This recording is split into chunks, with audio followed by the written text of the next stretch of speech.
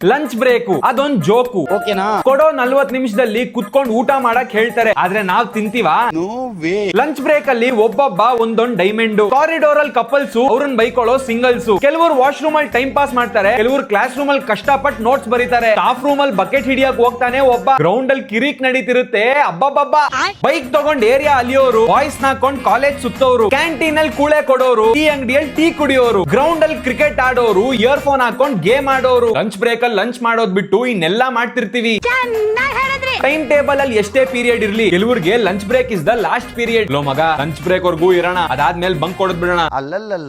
ಊಟ ಮಾಡಕ್ ಕೈ ತೊಳಿಯೋಣ ಅಂದ್ರೆ ವಾಶ್ರೂಮ್ 1 ಕಿಲೋಮೀಟರ್ ದೂರದಲ್ಲಿ ಇರುತ್ತೆ. ಅಲ್ಲಿಗೆ ಹೋಗಿ ಕ್ಯೂ ಅಲ್ಲಿ ನಿಂತ್ ಕೈ ತೊಳ್ಕೊಂಡು, ಅಲ್ಲೇ ಬಾಯ್ಸ್ ಜೊತೆ ಸೀನ್ ಹಾಕೊಂಡು, ವಾಪಸ್ ಕ್ಲಾಸ್ ಬಂದ್ ಬೆಂಚ್ ಮೇಲೆ ಕೂತ್ ಬಾಕ್ಸ್ ಓಪನ್ ಮಾಡಿ ನೋಡಿದ್ರೆ ಬಾಕ್ಸ್ ಖಾಲಿ. ನನ್ ಬೋಳಿ ಫ್ರೆಂಡ್ಸ್ ನನಗೆ ಗೊತ್ತಿಲ್ದೆ ನನ್ ಬ್ಯಾಗ್ ಇಂದ ಬಾಕ್ಸ್ ದೇಪಿ ಏನು ಉಳಿಸ್ದೆ ನೀಟಾಗಿ ಎಲ್ಲ ನೆಗ್ಬಿಟ್ಟಿರ್ತಾರೆ. ಈ ನನ್ನ ಮಕ್ಕಳು ಒಂದೊಂದಲ್ಲ ಹೋಗ್ಲಿ, ಕ್ಯಾಂಟೀನ್ ಹೋಗಿ ಊಟ ಆರ್ಡರ್ ಮಾಡಿ ಕಾಸು ಕೊಟ್ಟ ಮೇಲೆ ಬೆಲ್ ರಿಂಗ್ ಆಗುತ್ತೆ. ಈಗ ಊಟಕ್ಕೆ ವೇಟ್ ಮಾಡಿದ್ರೆ ಕ್ಲಾಸ್ ಮಿಸ್ ಆಗುತ್ತೆ, ಕ್ಲಾಸ್ ಓಡೋದ್ರೆ ಕಾಸು ವೇಸ್ಟ್ ಆಗುತ್ತೆ. ಊಟ ಹೋದ್ರೆ ಹೋಯ್ತು, ಅಟೆಂಡೆನ್ಸ್ ಮುಖ್ಯ ಅಂತ ಕ್ಲಾಸ್ ಓಡೋಗ್ ನೋಡಿದ್ರೆ ಊಟ ತಿಂದ್ಮೇಲೆ ಗಲೀಜಾಗಿರೋ ಬೆಂಚ್ ನ ಕ್ಲೀನ್ ಮಾಡಕ್ಕೆ ಈ ಜಾಕ್ ನನ್ ಮಕ್ಳು ನನ್ ಬ್ಯಾಗ್ ನ ಯೂಸ್ ಮಾಡಿರ್ತಾರೆ.